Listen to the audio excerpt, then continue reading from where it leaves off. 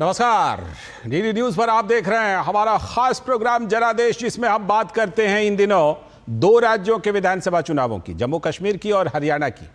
और इस खास प्रोग्राम में जुड़ते हैं अपने संवाददाताओं से भी जो ग्राउंड जीरो पर मौजूद हैं और उनसे जो चुनावी राज्यों के हालात हैं उनकी नब्ज टटोलने की हम कोशिश करते हैं कि आखिर चुनावी समीकरण किस तरह से इन दोनों राज्यों में बन रहे हैं। तो जुड़ेंगे अपने संवाददाताओं से भी और दिखाएंगे तमाम रिपोर्ट, लेकिन सबसे पहले चुनावी हेडलाइंस। हरियाणा विधानसभा चुनाव के लिए बीजेपी और कांग्रेस ने अपने उम्मीदवारों की एक और सूची कर सकती है जारी। उम्मीदवारों के नामांकन के लिए कल ही है आखिरी दिन। आज भाजपा के अनिल विज, ओपी धनखड़, पूर्व सीएम भूपिंदर सिंह हुड्डा सहित बड़ी संख्या में उम्मीदवारों ने दाखिल किए अपने नामांकन पत्र।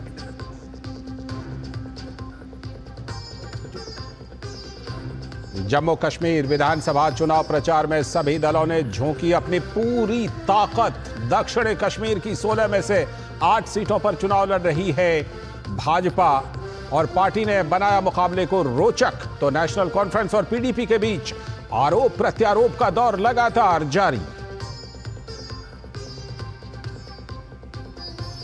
और अनंतनाग की रैली में कांग्रेस के अध्यक्ष मल्लिकार्जुन खड़गे ने भाजपा पर जमकर हमला बोला। कहा, अगर हमारी 20 सीटें और आ गई ना तो ये सारे के सारे लोग जेल में होते।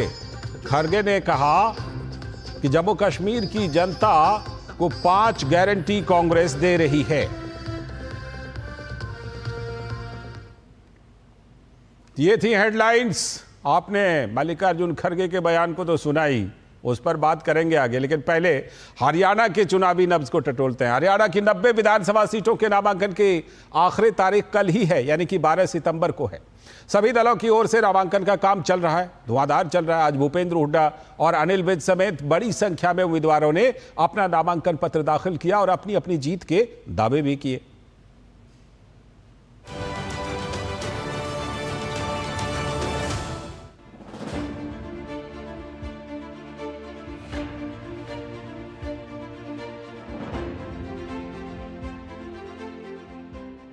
हरियाणा विधानसभा चुनाव के लिए सभी दलों की ओर से नामांकन का काम जारी है। हरियाणा की 90 विधानसभा सीटों के लिए नामांकन 12 सितंबर तक यानी कल तक भरे जाएंगे।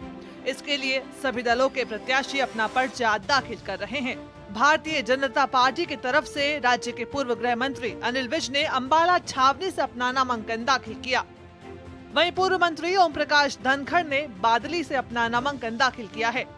भाजपा नेता हरविंदर कल्याण ने घरोंदा सीट से अपना नामांकन दाखिल किया। इस मौके पर उनके साथ केंद्रीय मंत्री मनोहर लाल भी मौजूद रहे। कमल का फूल खिलेगा, इसकी ताकत चंडीगढ़ में मेरे पास आएगी और इसकी ताकत दिल्ली में बैठे नरेंद्र मोदी के पास जाएगी और ये डबल इंजन की सरकार आपकी आकांक्षाओं को, हरियाणा की अपेक्षाओं को पूरा करने का काम भाइयों गति से करेगी। जिस प्रकार का आज नॉमिनेशन वाले दिन सारे अंबाला छावनी के लोगों में उत्साह देखने को मिला है, उससे इस बार भी पहले से कहीं ज्यादा मतों से अंबाला की जनता विजयी करवाएगी। बुधवार को कांग्रेस के वरिष्ठ नेता और पूर्व मुख्यमंत्री भूपेंद्र सिंह हुड्डा ने भी अपना नामांकन पत्र दाखिल कर दिया। गढ़ी सांपला किलोई सीट से हुड्डा चुनावी मैदान में हैं। पूर्व मुख्यमंत्री की उम्मीदवारी ने हरियाणा के राजनीतिक माहौल को गरमा दिया है। नामांकन के दौरान उनके बेटे और सांसद दीपेंद्र हुड्डा भी साथ दिखे। कांग्रेस की तरफ से विनेश फोगाट ने भी बुधवार को जुलाना विधानसभा सीट से अपना नामांकन दाखिल किया। लोगों का सदैव आशीर्वाद रहा।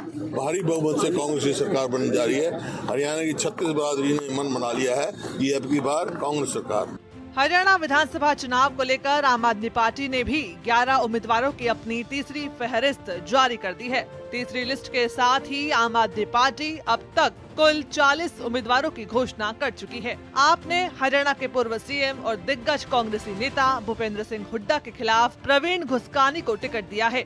आपके वरिष्ठ नेता मनीष सिसोदिया बुधवार को हरियाणा में अपने उम्मीदवार अनुराग ढांडा के नामांकन रैली में भी शामिल हुए।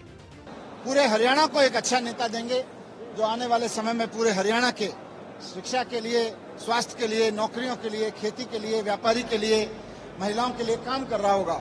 गौरतलब है कि हरियाणा में एक ही चरण में चुनाव है और सभी दलों ने चुनाव प्रचार में अपनी पूरी ताकत झोंक दी है। ब्यूरो रिपोर्ट, जनादेश डेस्क, डीडी न्यूज।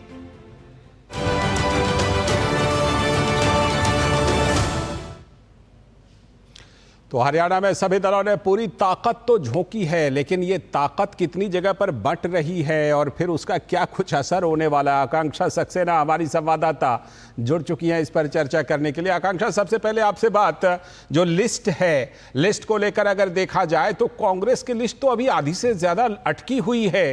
हो सकता है आज शाम तक आ जाए, लेकिन अभी आधी से ज्यादा अटकी हुई है। क्या, कहां पर मुश्किलें आ रही है कांग्रेस को? लालचंद जी, मैं आपको बताना चाहूंगी कि सबसे पहले बीजेपी की सबसे ज्यादा बड़ी लिस्ट आई थी कुछ 67 कैंडिडेट्स की। उसके बाद जो है एक और लिस्ट आई थी 20 कैंडिडेट्स की। तो ऑलमोस्ट 87 कैंडिडेट्स जो है बीजेपी घोषित कर चुका है। जहां कांग्रेस की बात करें तो अभी सिर्फ 40 ही, अभी 50 जो है कैंडिडेट्स की लिस्ट जो है वो अभी पेंडिंग है। अगर हम और गठबंधन जैसे जेजेपी और बीएसपी का है और उसके अलावा एएसपी और जेजेपी का है, तो उनकी भी आधी से ज्यादा लिस्ट आ चुकी है। आज आम आदमी पार्टी ने भी अपनी चौथी लिस्ट निकाल दी है, फिर भी अभी लिस्ट पूरी नहीं हुई है। अगर ये देखें कि कल नामांकन का आखिरी दिन है, तो नामांकन के आखिरी दिन तक और आज शाम अब 6:30-7 बजे तक भी सभी पार्टियों ने अपनी पूरी लिस्ट नहीं निकाली है, तो कहीं ना कहीं इसका प्रभाव चुनाव पे बहुत पड़ेगा।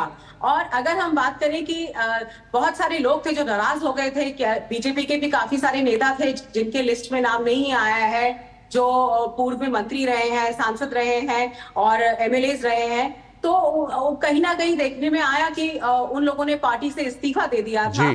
कांग्रेस ने भी इसी तरीके से हम देख रहे हैं कि बहुत सारे लोग जो हैं कांग्रेस छोड़कर जो दूसरी पार्टियों में, रीजनल पार्टीज में चले गए हैं। अब जो सीधा जो कहीं ना कहीं दिखाई दे रहा है वो ये दिखाई दे रहा है कि बीजेपी को देखते हुए, क्योंकि बहुत सारे लोगों ने बीजेपी छोड़ दी थी, कहीं ना कहीं कांग्रेस को भी ये अंदर बगावत का कहीं ना कहीं डर है कांग्रेस को भी। बात सही है। और डर के चलते ही लालचंद जी देखा जा रहा है कि उन्होंने आज तक भी अपनी लिस्ट नहीं निकाली है। क्योंकि सबसे ज्यादा जो नुकसान होगा वो उन्हीं लोगों से होगा जो कि पहले कांग्रेस में थे और अब वो या तो निर्दलीय या फिर वो किसी और पार्टी को। तो कल इसके बाद अब समय बहुत कम रह जाता है कि किसी भी तरीके से कोई भी दूसरा अगर वो अल्टरनेटिव सोचते हैं। ठीक है आकांक्षा, आपने आम आदमी पार्टी का जिक्र किया, आपने आम आदमी पार्टी का जिक्र किया कि उनकी एक और लिस्ट आ गई। जाहिर सी बात है अब कांग्रेस के साथ उनका गठबंधन तो हो नहीं पाया, और इसके साथ ही हरियाणा में और भी कई गठबंधन बने हैं। आजाद समाज पार्टी का बना है, बहुजन समाज पार्टी का बना है, समाजवादी पार्टी को भी कुछ सीटें शायद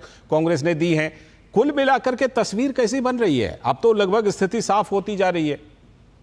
जी, आपको मैं बताना चाहूंगी, जब चुनाव का सारा कुछ शुरू हुआ था तो आम आदमी पार्टी और कांग्रेस के गठबंधन की जो बातें थी वो वहीं पर ही विराम हो गई थी। क्योंकि आम आदमी पार्टी के जो नेता थे उन्होंने साफ कह दिया था कि हम 90 की 90 सीटों पर लड़ेंगे, और कांग्रेस तो वैसे ही बहुत ही कॉन्फिडेंट थी कि उन्होंने 90 सीटों पर ही लड़ना है। पर बीच में कुछ 2-3 दिन पहले ही जो शीर्ष नेता है कांग्रेस के और आम आदमी पार्टी के, उनकी मीटिंग्स हुई, उसमें उन्होंने कोशिश करी कि एक तरीके से गठबंधन में आगे लोकसभा के इलेक्शंस में हमने देखा था कि गठबंधन हुआ था, उसमें कहीं ना कहीं अगर देखें तो फायदा जो है कांग्रेस को मिला था गठबंधन का। चाहे वो एक सीट आम आदमी पार्टी को दी थी, वो एक सीट भी नहीं निकाल पाए थे अपनी, पर उसके बावजूद ये जो गठबंधन करने की जो इच्छा थी वो मेरे ख्याल से नेशनल लीडर्स की ज्यादा थी, पर एट द रीजनल लेवल नहीं थी इतनी ज्यादा।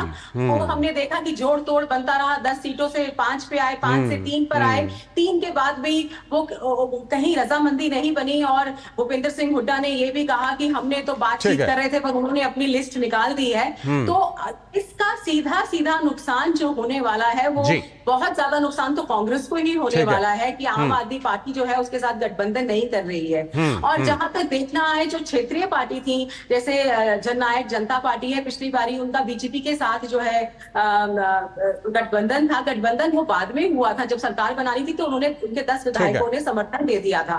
पर उसके इस बार जो है जेजेपी ने जो है एएसपी के साथ गठबंधन करा है और उन्होंने भी काफी लिस्ट अपनी निकाल दी है। उसके बाद जो अगर हम देखें, अगर इंडियन नेशनल लोकदल का ही एक हिस्सा जेजेपी है, उसी में से एक पार्टी जेजेपी निकली थी, तो इंडियन नेशनल लोकदल ने भी बीएसपी के साथ जाहिर सी बात है कि कई एक फ्रंट ऐसा बन गया है। आकांक्षा, हम लोग आगे जुड़ेंगे फिर और चर्चा करते भी रहेंगे, लेकिन आपकी बात से ये बात लग रही है कि इतने फ्रंट बन गए हैं ना, इस फ्रंट में मुझे लगता है कि ये बहुकोणीय मुकाबले में कोई भी बाजी मार सकता है। बहुत बहुत शुक्रिया, आगे फिर हम लोग जुड़ते रहेंगे और हरियाणा चुनाव पर बात करते रहेंगे। फिलहाल बहुत बहुत शुक्रिया।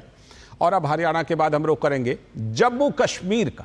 जम्मू कश्मीर विधानसभा चुनाव को लेकर सभी पार्टियां तैयारियों में जुटी हुई हैं और इसी क्रम में अनंतनाग में आज कांग्रेस के राष्ट्रीय अध्यक्ष मल्लिकार्जुन खड़गे ने एक जनसभा को संबोधित किया और उन्होंने कहा कि नेशनल कॉन्फ्रेंस और कांग्रेस का गठबंधन देखकर भारतीय जनता पार्टी बौखला गई है, इसीलिए वो जम्मू कश्मीर की लिस्ट को बार बार बदल रही है। खड़गे ने जम्मू कश्मीर की जनता को 5 गारंटी भी दी। अगर हम आएंगे 1 लाख नौकरियां भर देंगे, नौजवानों को मिलेगा। और यहां पर कांग्रेस और एनसी को लाना है। अगर आया तो tourism, manufacturing, job intensive sectors को हम फोकस करेंगे और जितने भी स्कूल आज बंद हो गए हैं, 4400 सरकारी स्कूलें बंद हो गई, उसको हम चालू करेंगे। और इसके साथ ही अनंतनाग की रैली में मल्लिकार्जुन खड़गे ने भारतीय जनता पार्टी पर जमकर हमला बोला और कांग्रेस अध्यक्ष ने कहा कि कहां पर गए 400 पार वाले लोग, वो लोग महज 240 सीटों पर ही सिमट कर रह गए। खड़गे ने कहा कि अगर हमारी 20 सीटें और आ गई होती तो ये सारे के सारे लोग जेल में होते।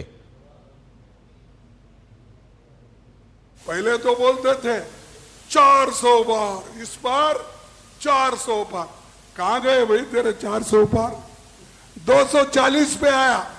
अगर हम सिर्फ 20 सीट लेते तो ये सब लोग जेल में रहते थे, ये सब लोग जेल में रहते थे और रहने के काबिल है। हमारी संवाददाता रमा त्यागी जुड़ रही है हमारे साथ इस पर और ज्यादा चर्चा के लिए। रमा, जिस तरह से कि मल्लिकार्जुन खड़गे बिल्कुल खुल करके बोल रहे हैं, जिसको कहा जाता है एकदम खुली धमकी दे रहे हैं कि अगर 20 सीट और आ जाती ना तो पता नहीं कितने लोगों को और जेल में डाल देते। आज और क्या कुछ उन्होंने खास तौर पर वहां पर बात कही है मल्लिकार्जुन खड़गे जी ने?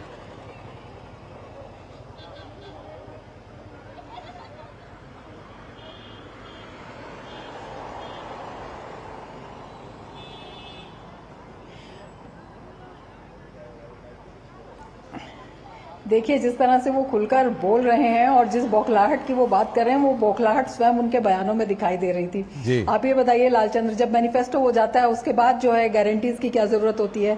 उसके बाद उन्होंने ये भी कहा कि जिस तरह से हमारे यहाँ के नेता आते रहेंगे तो वो और भी गारंटी देते रहेंगे। तो ये लगातार ये जो गारंटी की बात सामने आ रही है, एक तो ये गले नहीं उतर रही थी, दूसरा जिस तरह से उन्होंने कहा जेल में डालने की, जिस तरह से धमकी भरा अंदाज, और ये खड़गे जी का पहली बार बात नहीं है, कई पहले भी चुनाव में आप देखिए कि अन्य जनसभाओं में जिस तरह से उन्होंने उनका जो अंदाज और उनका जो तेवर नजर आता था, जनसभा में जो लोग बैठे होते थे उनके ऊपर भी, तो वो अपने आप ये जो कांग्रेस की जो संस्कृति है उसको दिखा देता है, क्योंकि जो आपके अंदर होता है वो झलक कर आता है। अब जिस तरह से उनसे सवाल किया गया यहाँ पर, जब श्रीनगर में उन्होंने प्रेस कॉन्फ्रेंस की कि 370 पर उनका क्या रवैया है, वो क्या सोचते हैं, वो अपना स्पष्ट क्यों नहीं करते हैं मत, तो उस पर उस सवाल को उन्होंने टाल दिया। उस सवाल पे उन्होंने कुछ भी नहीं कहा, उन्होंने कहा स्टेटहुड। अब स्टेटहुड की बात तो स्टेटहुड की बात किसी ने मना ही नहीं कही है। जो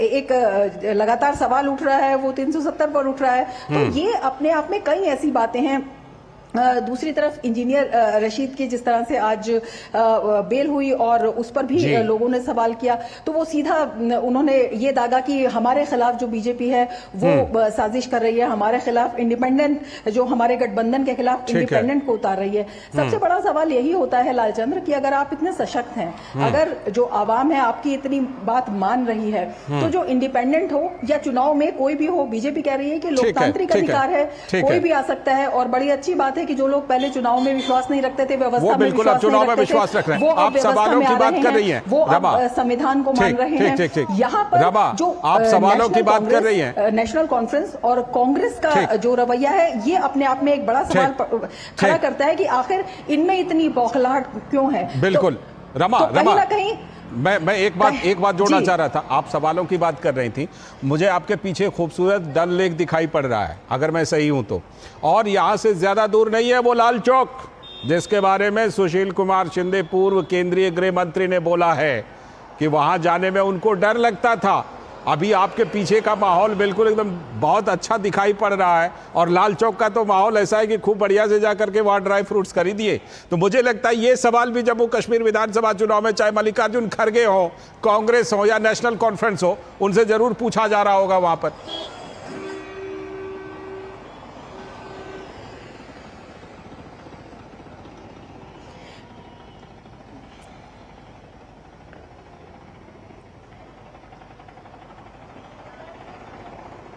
बिल्कुल पूछा जा रहा था, इसीलिए उन्होंने बड़ी जल्दी वाइंड अप कर दिया। बहुत सवाल उन्होंने नहीं लेने दिए प्रेस कॉन्फ्रेंस के बाद जो सवाल लिए जाते हैं, और सिर्फ अपनी बात कही। और उसके बाद वो जब 370 की बात हुई, जब विकास की बात हुई, एक और महत्वपूर्ण बात उन्होंने हिमाचल का हवाला दिया कि जिस तरह से हिमाचल में हमने गारंटी दी थी, हिमाचल खुद कर्ज के बोझ के तले दबा हुआ है। तो लगातार जो इस तरह की बातें थी, और आरक्षण पर जो है उनका ये कहना, जो 5 उनकी गारंटी थी उसमें उन्होंने आरक्षण की भी बात कही कि जो संविधान सम्मत आरक्षण है, ओबीसी और पिछड़े वर्ग। तो जिस तरह से वो बातें कर रहे थे, वो लग रहा था कि कहीं ना कहीं राहुल गांधी जो है आरक्षण के मुद्दे पर अपनी टिप्पणी में घिरते नजर आ रहे हैं। तो उसको एक सफाई देने की जो कोशिश है, उसको जो दबाने की कोशिश है, उसका प्रभाव ना हो, क्योंकि उसका जो है यहाँ पर काफी प्रभाव देखा गया है। लोग उसकी चर्चा कर रहे हैं और उसकी जो है यहाँ पर निंदा भी कई लोग यहाँ पर करते हैं। तो उस प्रभाव को ढांपने की जो है एक कोशिश यहाँ पर दिखाई दे रही थी। इस पूरी प्रेस कॉन्फ्रेंस को अगर देखें, इस पूरे अगर दौरे को देखें, प्रेस कॉन्फ्रेंस की जब वो शुरुआत करते हैं तो सीधे वो बीजेपी पे और पीएम मोदी पे हमलावर हो जाते हैं। बात वो जम्मू कश्मीर की कर रहे हैं, जम्मू कश्मीर पे जब सवाल पूछते हैं तो उसका वो कोई जवाब नहीं देते हैं।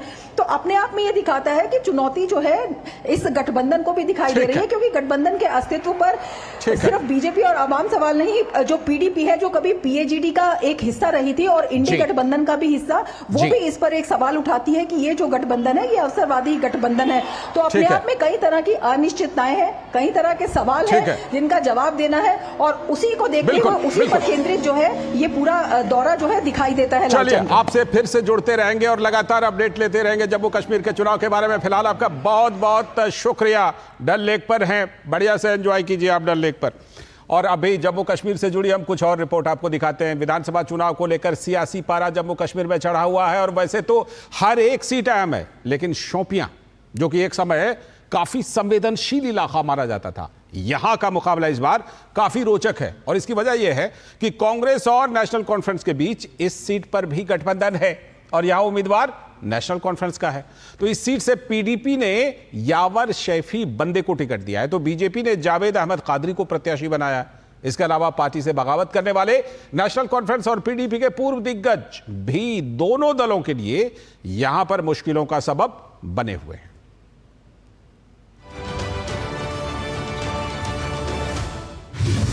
शोपिया विधानसभा सीट। अनुच्छेद 370 हटने से पहले शोपिया था जम्मू कश्मीर का सबसे संवेदनशील क्षेत्र। शोपिया में एक समय हुआ करता था अलगाववादियों का बोलबाला। अनुच्छेद 370 हटने के बाद शोपिया में चल रहा है लोकतंत्र का महापर्व। शोपिया सीट पर पीडीपी नेशनल कॉन्फ्रेंस के साथ भाजपा भी है चुनावी मैदान में। बीजेपी, पीडीपी और नेशनल कॉन्फ्रेंस समेत सभी पार्टियों का आक्रामक चुनाव प्रचार जारी। शोपिया विधानसभा सीट पर कड़ा मुकाबला। एक समय नेशनल कॉन्फ्रेंस का गढ़ रहा शोपिया अब पीडीपी के गढ़ में हुआ तब्दील। विधानसभा चुनाव में प्रमुख दलों के साथ निर्दलीय उम्मीदवार भी चुनावी रण में ठोक रहे हैं ताल। नेशनल कॉन्फ्रेंस और पीडीपी के बागियों ने बढ़ाई मुश्किलें। शोपियां में पीडीपी और नेशनल कॉन्फ्रेंस की अंदरूनी लड़ाई का क्या फायदा उठा पाएगी भाजपा?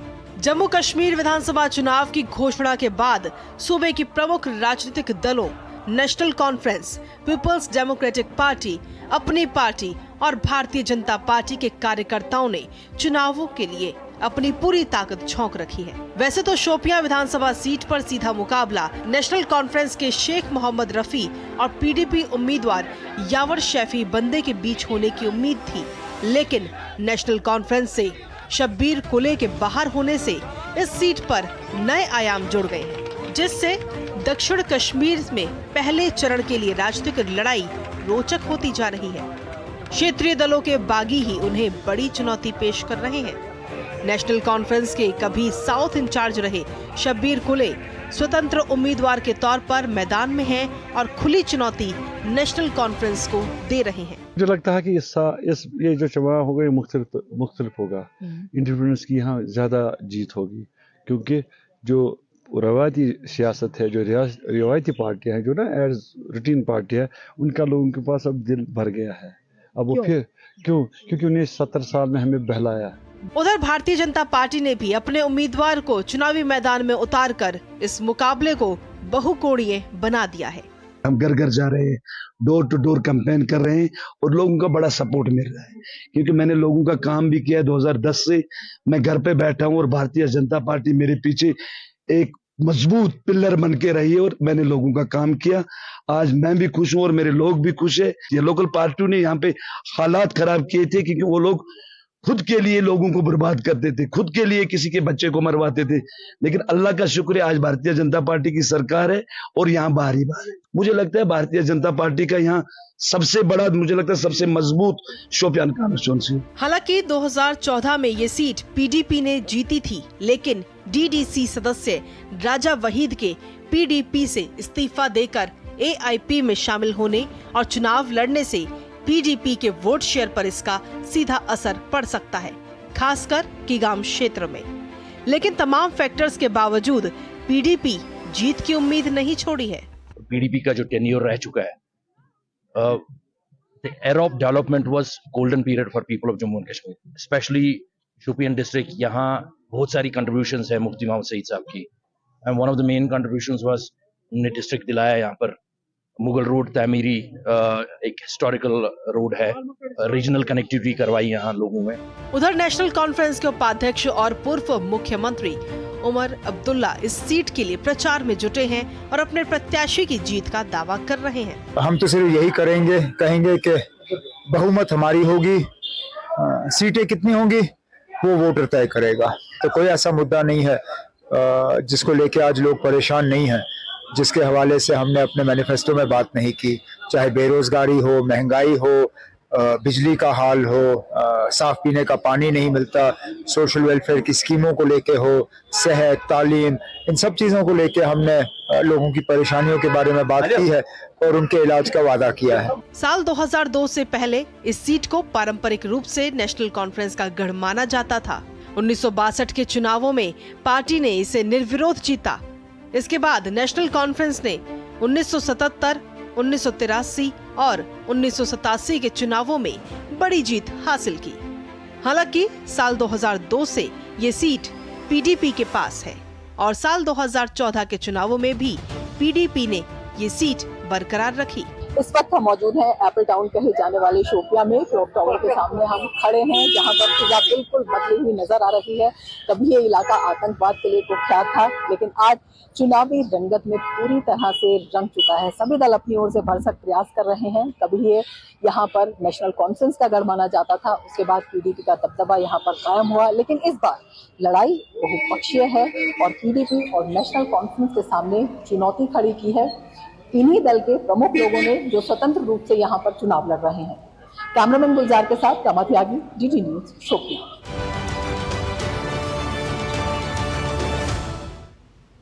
तो कश्मीर घाटी की शोपियां से ये रिपोर्ट आपने देखी और आपने देखा कि वहां पर भारतीय जनता पार्टी के उम्मीदवार भी लड़ रहे हैं। तो भारतीय जनता पार्टी इस बार जम्मू कश्मीर विधानसभा चुनाव के पहले चरण के चुनाव में दक्षिणी कश्मीर की 16 में से 8 सीटों पर चुनाव लड़ रही है। देखते हैं अपने संवाददाता ऋषि कुमार की ये ग्राउंड रिपोर्ट। कश्मीर घाटी में हालात इस तरीके के हैं कि अब बीजेपी यहां पर अपनी उपस्थिति को दर्ज कराने के लिए एड़ी चोटी का जोर लगा रही है। इस समय हम एक इंटीरियर इलाके में हैं और यहां पर तमाम भीड़ आप देख सकते हैं, जिससे कि जो बीजेपी उम्मीदवार हैं वो पूरी जोशो खरोश के साथ यहां पर जुटे हुए हैं और भारी तादाद में इस इंटीरियर इलाके में भी लोग जुटे हुए हैं। बीजेपी अपने तमाम वायदों के साथ इस इलाके में घूम रही है, चाहे वो उज्ज्वला योजना के जरिए लाभार्थियों को 2 सिलेंडर देने की बात हो और कॉलेज के विद्यार्थियों को 3000 रुपये ट्रैवलिंग अलाउंस देने की बात हो, पीर पंजाल जम्मू की तरह छात्र छात्राओं को टैबलेट या लैपटॉप देने की बात हो, इसी तरीके से पहलगाम से भी जो टूरिज़्म है उसको बढ़ाने की बात हो और डल झील को विश्व स्तरीय टूरिज़्म प्लेस बनाए जाने की बात हो और नदियों को जो रिवर फ्रंट हैं उनको डेवलप करने की बात हो। तमाम ऐसी बातें हैं जो कि आज बीजेपी अपने वायदों में जो चुनावी घोषणा पत्र है रखने के बाद जो उम्मीदवार हैं वो भी इस बात को दोहरा रहे हैं और यहाँ जो लोगों में उत्साह है, चाहे वो यहाँ पर गीत संगीत के माध्यम से अगर लोगों के बीच में देखें तो वो अपने आप को आकर्षित करने के लिए तमाम उपाय भी अपना रहे हैं। लेकिन कश्मीर की एक खासियत है कि यहाँ बिना संगीत के कोई काम आगे नहीं बढ़ता है और इसी वजह से यहाँ जब भी कोई चुनाव प्रचार होता है तो उसमें संगीत की जो आगाज़ है वो ज़रूर देखने को मिलती है और तमाम जो इलाके के जो लोकल कलाकार होते हैं वो अलग अलग वाद्य यंत्रों के माध्यम से गीत संगीत के माध्यम से लोगों को रिझाने की कोशिश करते हैं और ये एक जरिया भी होता है लोगों को एकत्रित करने का। इसी तरीके से तमाम महिलाएं हैं जो यहाँ पर एकत्रित होकर इस संगीत का आनंद लेती हैं। युवा इस संगीत में भाव विभोर होकर जोश खरोश के साथ शामिल होते हैं। तो ये हमारे लोकतंत्र की खूबी है कि किस तरीके से जनता अलग अलग तरीक़ों से अपने अपने उम्मीदवारों के पक्ष में आती है और खुलकर जिस तरीके से बीजेपी अब घाटी में प्रचार कर रही है उससे लगता है कि वो एक राजनीतिक ताकत के रूप में यहाँ आगे बढ़ना चाहती है। कैमरामैन अनिकेत के साथ ऋषि कुमार, डीडी न्यूज़, दक्षिण कश्मीर। आपने हमारे संवाददाता ऋषि कुमार की यह रिपोर्ट देखी, इससे पहले रमा त्यागी की भी रिपोर्ट देखी थी। जीत हार चाहे जिसकी भी हो, लेकिन इस बार एक बात तो बिल्कुल साफ दिखाई पड़ रही है कि जम्मू कश्मीर में जमहूरियत का जश्न जो है वो बड़े जोर शोर से हो रहा है, जो अच्छी बात है। फिलहाल आज के जनादेश में इतना ही। आगे के अंक में भी हम हरियाणा और जम्मू कश्मीर विधानसभा चुनाव से जुड़ी खबरें लाते रहेंगे। पूरी टीम को दीजिए अनुमति। नमस्कार।